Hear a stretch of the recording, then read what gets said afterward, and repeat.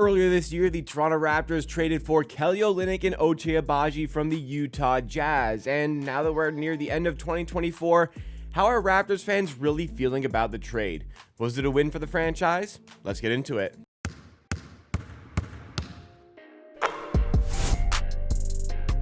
Welcome back to Amateur Sports 2, the second channel in the Amateur Hour Production Network, where we go through additional Toronto Raptors content in videos just like this. Drop a like if you enjoy, subscribe for more content, and check out my main channel, Amateur Sports, for my primary Raptors content with a little bit more production value, but it doesn't mean you don't get great videos over here. And today, we're looking back on the Ochai Agbaji and Kelly Olynyk trade, the trade that brought them over to the Toronto Raptors. I believe it was exactly on trade deadline day, either that or right around trade deadline 2024. The Raptors were in a little bit of selling mode and a little bit of buying young mode. And I guess this one kind of counteracts that. They acquire a veteran in Kelly Olynyk, but they do acquire youth and potential in Ochai Agbaji. So we'll discuss what the trade looked like at the time. We'll discuss what the sentiment around the trade was at the time. Then we'll discuss if things have changed from the fan base based on a poll I put in the community on the main channel, Amateur Hour Sports. So here was the story. The Raptors at that trade deadline acquired Kelly Olynyk and Ochai Agbaji. The trade sent over Otto Porter Jr. in a salary dump. He never played for the Jazz. He was bought out, I believe, or either bought out or he was just there, taking up money, eventually retired due to injuries. Kira Lewis was also involved in the deal, as well as a 2024 first-round pick. Now, I remember when the trade was made. Trade deadline day is one of my busiest days to create, so I am locked in on trade deadline day as from a creator standpoint. When the trade was made, Raptors fans did not like it because they saw first-round pick. This is all they saw. They looked and saw first-round pick, bam, first-round pick. You know, there's typically 30 picks in the first round of an NBA draft. So a first round pick could be the #1 overall pick, which obviously has a lot of value. And it could be the 30th overall pick, which does not have as much value as that first overall pick. In fact, you can make a case that sometimes a very late first round pick is less valuable than a very early second round pick. And in this case scenario, that first round pick at the time was the pick that was going to be the worst of the Rockets, the Clippers, and the Thunder. The Thunder were really good, and that pick ended up being the second last pick in the draft, the 29th overall pick in the 2024 NBA entry draft. So the point I'm trying to make is the Raptors also owned the Detroit Pistons second round pick. That became the first pick in the second round, the 31st overall pick. And again, you could make a case that that pick is more valuable than the very late first round pick because you pay much less to a player drafted in the second round, and you have much more flexibility with what you do with that player you draft in the second round.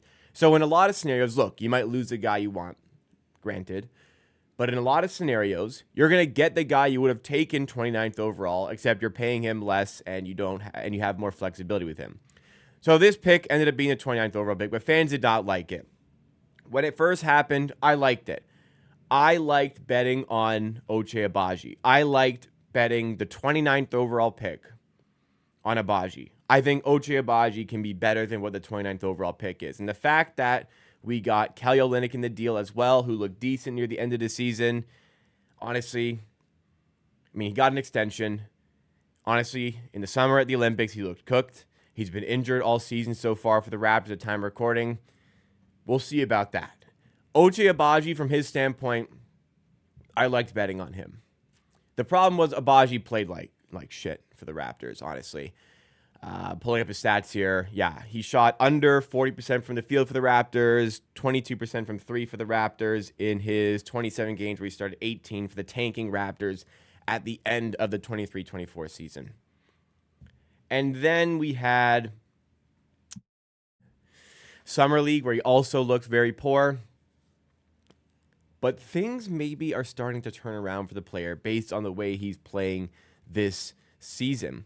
And this is where we need to revisit this trade and discuss if it was a winning maneuver by the Raptors. Because this season, Agbaji is scoring 13 points per game on 52% shooting from the field, 45% shooting from three. No, I do not think those numbers will sustain, but he has really started to turn things around. And on top of that, even when he was struggling offensively for the Raptors last year, there was always good defense there. And that's why I always maintain belief. Even though he was really bad in Summer League, even though he's really bad with the Raptors last season, I said he's got good defense. The Raptors really need a wing defender like him.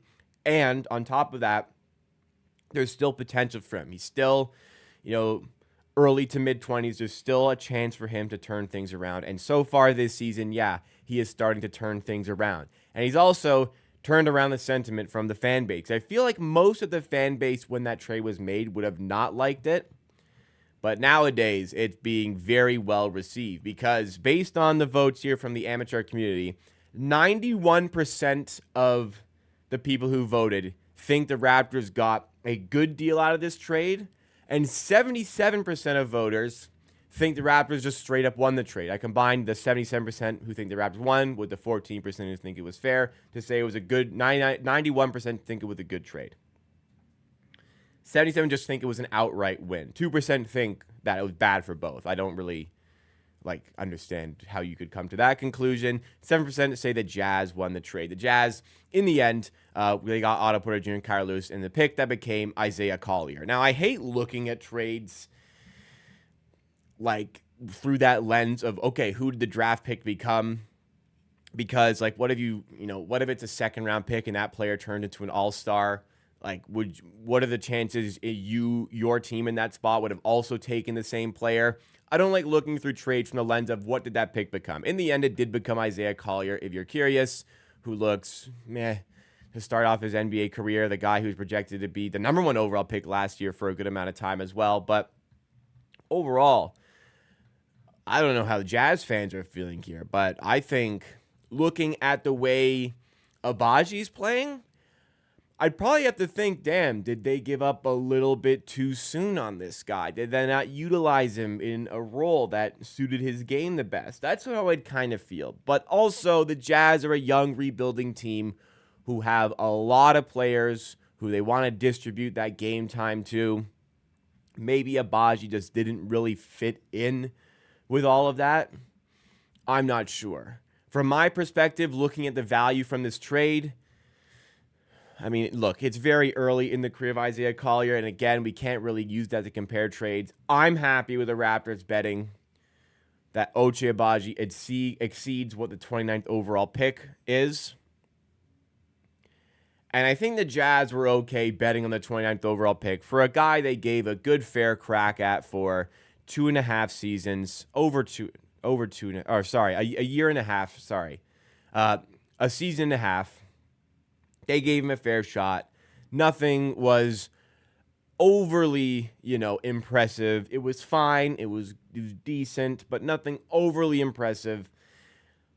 This was a guy they didn't draft. He came over in the trade with Donovan Mitchell just as an added piece of value. Whatever. I'm sure the Jazz are pretty happy with overall with things.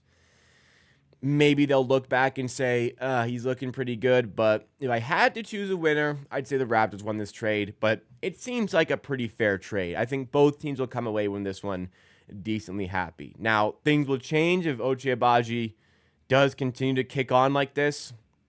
He's still just confirmed. He's there at 24, 25. So he's 24 years old. He doesn't turn 25 until April of next year. Look, he can keep getting better. And if he turns in, his defense is already very good. If he turned into a reliable three-point shooter and decent score on top of that, we're talking, if he's a 13-point per game 3-and-D guy, the Jazz will regret this trade. As of now, they might feel okay. They'll feel even better if Isaiah Collier develops, but the Raptors have to feel like they made a really good deal here.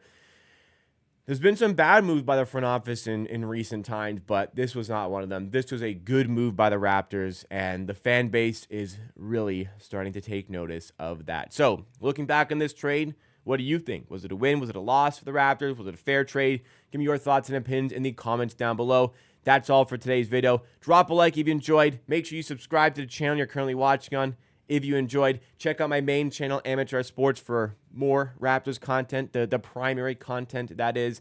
And Here's another channel you may enjoy in the Amateur Hour Production Network. Here's another video you may enjoy. Take care. I'll see you next time for another video right here on Amateur Sports 2.